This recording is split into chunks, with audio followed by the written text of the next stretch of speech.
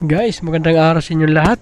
Ngayon pala yung magluluto tayo ng saba. Yan lang ang ulam natin ngayon kasi yan lang nakayanan natin. Ito yung mga ingredients niya: bawang, luya, tsaka sibuyas, paminta, magic sarap, at tsaka yung saba natin. Yan guys, igisa na natin.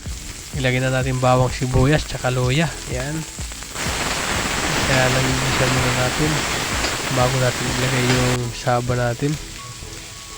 Yan guys, lagyan din natin ng paminta para lalong bumango yung lulutuin nating saba. Haluin muna natin at maluto. Yan na guys, ibuhos na natin yung saba natin. Yung saba nga pala to. Yan guys, binuhos na natin.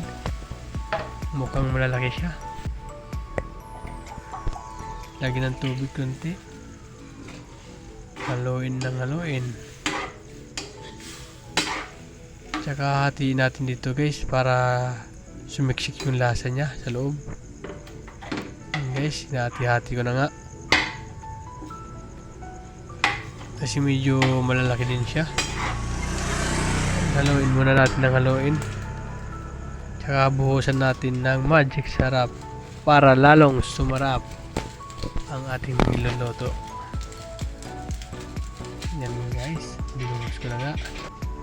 Tsaka lagyan natin ng konting asin. Nasa sa inyo lang yan guys kung lalagyan nyo dahil maalat na talaga to yung saba. Yan, haluin ng haluin para sumiksik ang lasa. Tsaka takpan muna natin, pakuloy ng ilang minuto. Yan guys, kalipas ilang minuto, mukhang luto na siya guys. Mukhang luto na yung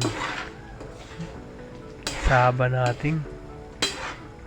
Yan guys, hinain ko na nga. Tikman na natin guys.